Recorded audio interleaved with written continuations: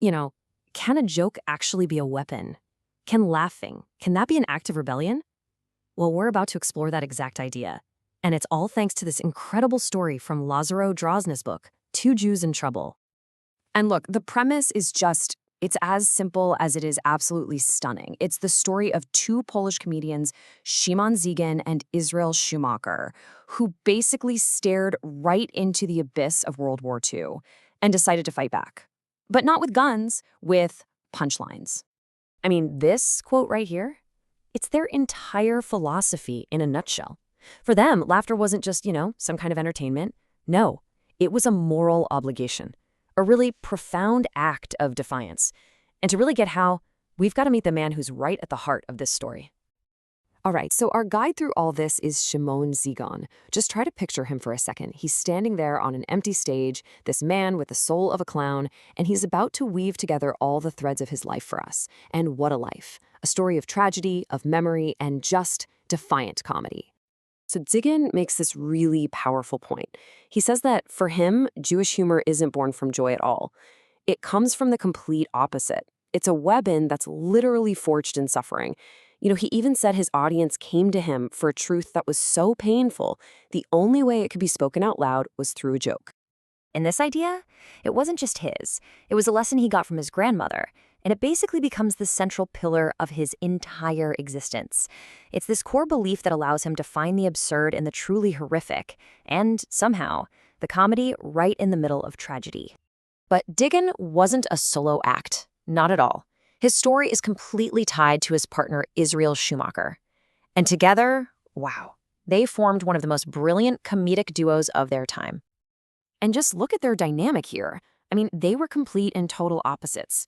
You had Dzigan, who was just pure chaos from the streets, and then Schumacher, the composed, serious actor. One was called a stitch without thread, the other the rabbi's eyebrows. It's that classic odd couple pairing, right? Dzigan himself had the perfect way to describe their magic. He said that individually, they were like two broken radios, but when you brought them together, somehow they created a symphony.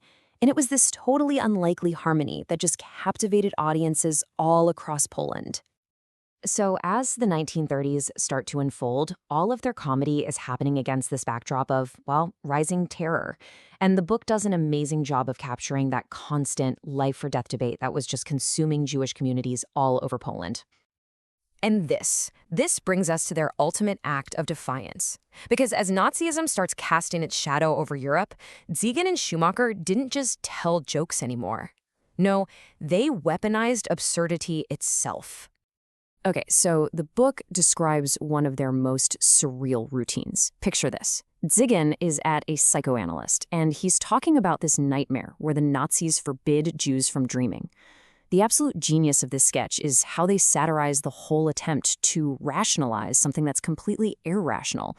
The psychoanalyst just twists every single oppressive rule into some kind of positive metaphor for the analytic process. It's brilliant. And then the whole routine builds to this one chilling question, and it just lands with this devastating force, It perfectly captures the paranoia of the time, that deep-seated fear that the horror had seeped into every single corner of your existence, even into your own unconscious mind.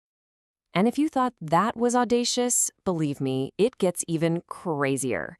The book actually imagines this surreal confrontation between Dzigan and Hitler himself. Yeah. And in this scene, our comedian has only one weapon he can use, his wit. So Hitler threatens him, right? He says, "I collect people who tell those jokes, and I have them all together in Dachau." The Dziegan's response, "Do you, mein Führer, collect jokes?"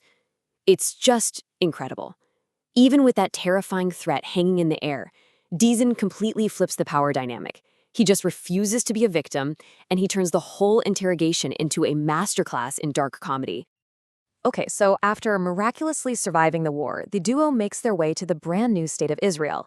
But they pretty quickly discover that their struggle for survival wasn't over. Not by a long shot. It had just changed form. And almost immediately, they find themselves smack in the middle of a huge cultural clash. See, the new state of Israel was all about building its future on Hebrew, the language of heroism, the state, the kibbutz. But for Dzigan, Yiddish, well, that was the language of the soul, of the past. of his grandmother. It was the language of his humor. And this leads to Dzigan's powerful plea to Prime Minister Ben-Gurion. He says, I want to make people laugh in the language I learned to cry. Think about that. The state saw Yiddish as a symbol of weakness, of the ghetto.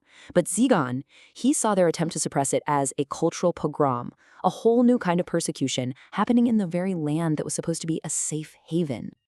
All right, so this brings us to the final act of their story. And it's really this beautiful, moving exploration of memory, of their partnership, and that eternal question, what do we leave behind?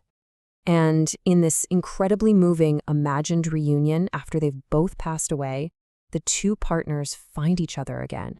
And these words, I forgive you for everything, you forgive me for everything, it's the culmination of a lifelong artistic and personal bond. It's like the final punchline, but it's one of love and forgiveness. So that leaves us with a question, right? After all the stages have gone dark and all the jokes have been told, how does a legacy like this actually survive? How do we hold on to a story that's this important? Well, it survives right here, on the page. Their legacy endures because of this book.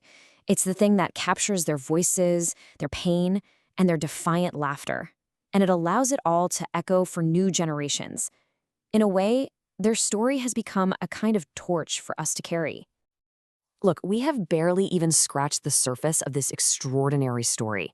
To really truly feel the depth of their humor and the incredible power of their resilience, you just have to read it for yourself. I really can't recommend it enough. We've put the link to find Two Jews in Trouble down in the description. Please go experience it.